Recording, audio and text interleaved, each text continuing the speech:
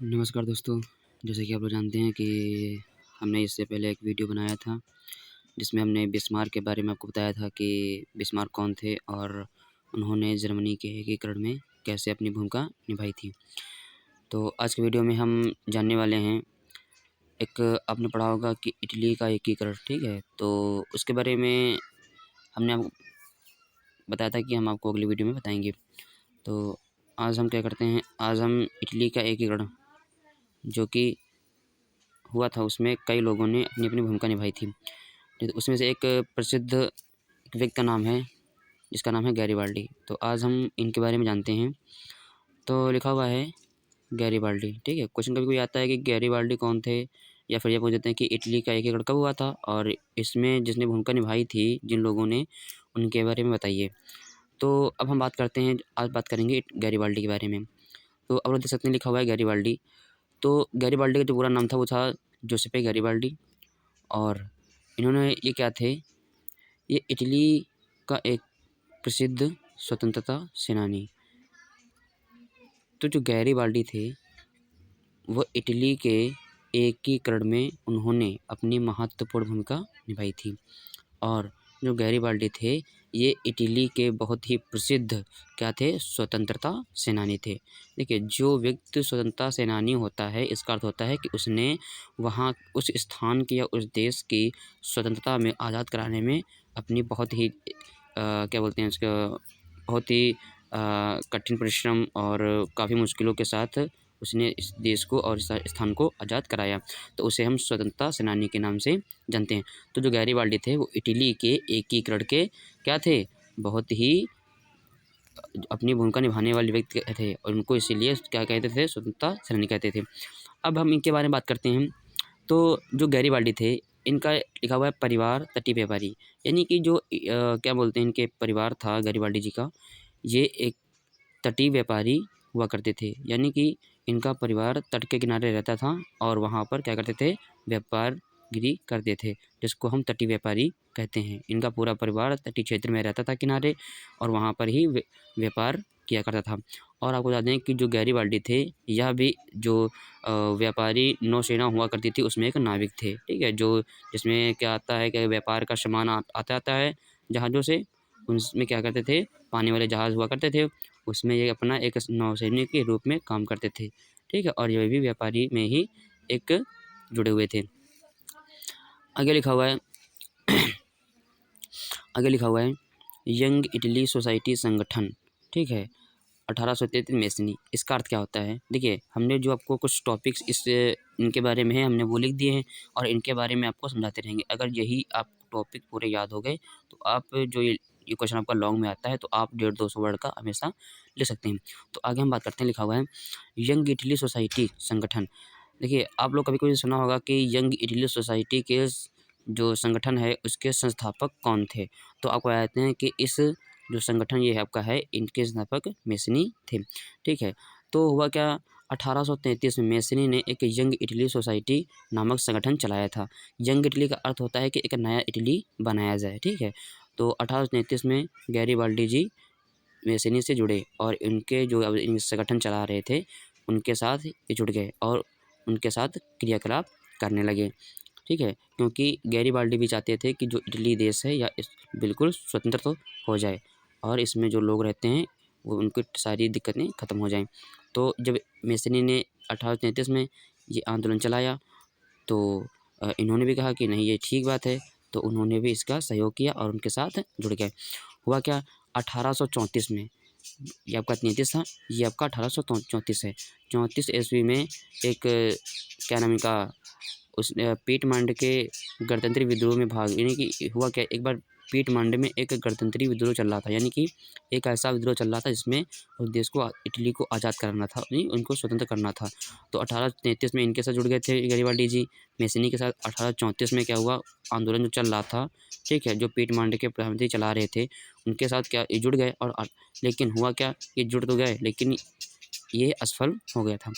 1834 में जब यह आंदोलन असफल हो गया, तो ये क्या किए, ये दक्षिण अमेरिका चले गए और वहाँ क्या किया, वहाँ पर सन 1848 तक के बिल्कुल सिंपल साधारण जीवन व्यतीत करते रहे। ठीक है, पहले दिमाग लगाना है कि इटली का प्रसिद्ध सेनानी, यानी कि ये क्या थे, इटली के प्रसिद्ध स्वतंत्रता सेनानी थे और इनका परिवार कहाँ रहता था, तटीय क्षेत्र में रहता था, यानी कि तट के किनारे रहता था और क्या थे, व्यापार का काम करते थे। और यह भी क्या थे, यह भी एक नौसेना व्यापारी जो नौसेना होती है उसमें एक नाविक थे। और 1833 में यह मेसनी के जो एक संगठन था, यंग इटली सोसाइटी संगठन, उसके साथ ये जुड़े हुए थे। आगे क्या हुआ,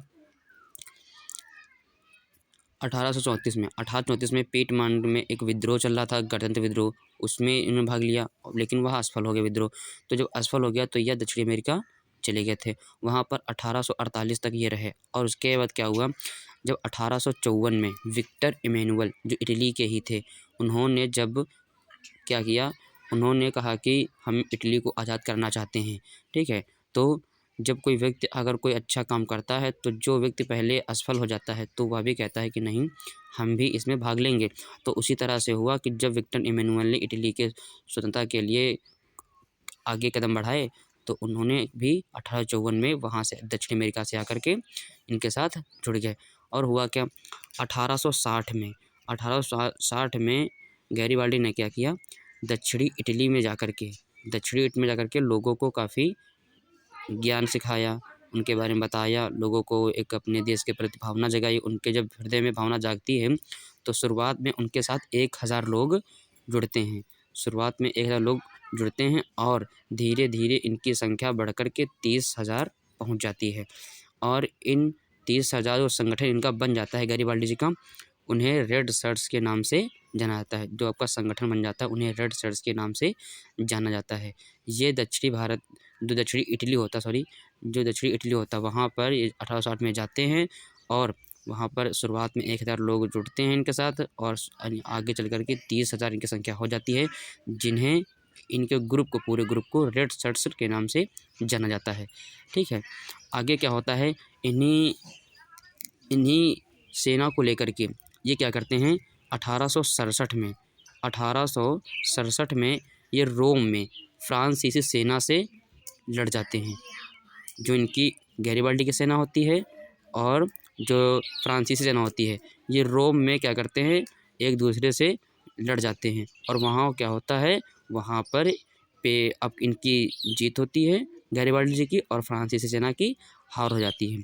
और इसी जीत के साथ जो आपका पेपल राज्य होता है, जो एक नाम है पेपल राज्य, वह इटली से मिल जाता है। जैसे ही कि ये फ्रांसीसी सेना को हरा देते हैं तो इटली का जो एक पेपल राज्य होता है वह इटली में जुड़ जाता है, क्योंकि वह पहले फ्रांसीसी सेना के कब्जे में हुआ करता था। और जैसे ही पेपल राज्य इसमें जुड़ जाता है तो क्या होता है, इटली का एकीकरण कहीं तक के हद तक के काफ़ी क्या हो जाता है, एकीकरण प्रक्रिया पूरी हो जाती है।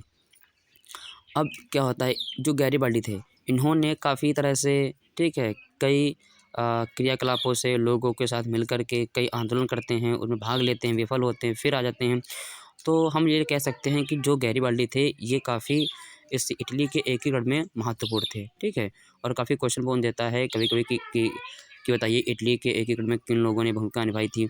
तो आपको बता देते हैं कि गैरीबाल्डी थे, मेसिनी थे, कावूर थे। ठीक है, और कभी कभी पूछ देता है किसी एक व्यक्ति के बारे में बताइए, या फिर ये कह देता है गैरीबाल्डी के बारे में आप वर्णन कीजिए। तो ध्यान दीजिए, अगर हम हर एक व्यक्ति के बारे में जान लेते हैं तो हम जो लॉन्ग क्वेश्चन आते हैं, ठीक है, उसको हम दोनों तरह से कर सकते हैं कि इटली का एकीकरण कैसे हुआ था ये लिख सकते हैं। अब गैरीबाल्डी के बारे में आ जाता है तो वो भी हम लिख सकते हैं। तो हम आशा करते हैं आपको समझ में आया होगा। ठीक है, और जो आपको बता देते हैं कि जो ये हमने टॉपिक्स लिखे हुए, अगर आप इनको याद कर लेते हैं तो आपको क्वेश्चन का आंसर लिखने में बिल्कुल कठिनाई होगी। आप 150-200 वर्ड का लिख सकते हैं। दोबारा भैया आखिरी में हम समझाने की कोशिश करते हैं। तो ध्यान दीजिए, इटली का प्रसिद्ध सेनानी यानी कि जो गैरीबाल्डी थे, इटली के प्रसिद्ध सेनानी यानी स्वतंत्रता सेनानी थे। इनका परिवार तटीय क्षेत्र में रहता था और व्यापार करता था और यह स्वयं भी एक व्यापारी सेना में नौसैनिक थे। और सबसे शुरुआत में ये 1833 मेसनी के जो इन्होंने संगठन चलाया था एक यंग इटली सोसाइटी का, उसके साथ जुड़े थे। 1834 में एक पीटमांड विद्रोह, गणतंत्र विद्रोह आंदोलन चल रहा था, उसमें जुड़े थे लेकिन वह असफल हो गया था। उसके बाद दक्षिण अमेरिका चले गए थे। उसके बाद 1854 में जब विक्टर इमैनुअल ने इटली के स्वतंत्रता के लिए आगे कदम बढ़ाया था, उनके साथ ये जुड़े थे। और जब उनके साथ जुड़े थे 1860 में ये दक्षिणी इटली गए थे, वहाँ पर लोगों को कई तरह से बातें बताई थी, जिनके साथ शुरुआत में इनके साथ 1000 लोग जुड़े थे और आगे चल कर के इनकी संख्या 30,000 हो गई, जिन्हें इनके पूरे संगठन को रेड शर्ट्स नाम दिया गया था। और इन्हीं की सेना ने, जो जिनका नाम था रेड शर्ट्स, 1867 में रोम में फ्रांसीसी सेना से भिड़ गई थी, जिसके बाद उनको सेना, जब इनकी सेना, फ्रांसीसी सेना पराजित हो गई थी, तो जो पेपल राज्य था वो इटली में जुड़ गया था, जिससे कि इटली की जो एकीकरण हो रहा था वो काफ़ी सही ढंग से हो सकता था। ठीक है, आशा करते हैं आपको समझ में आया होगा। आप इसका एक स्क्रीनशॉट ले लीजिए, जिससे आपको अच्छे से आगे आसानी मिलेगी।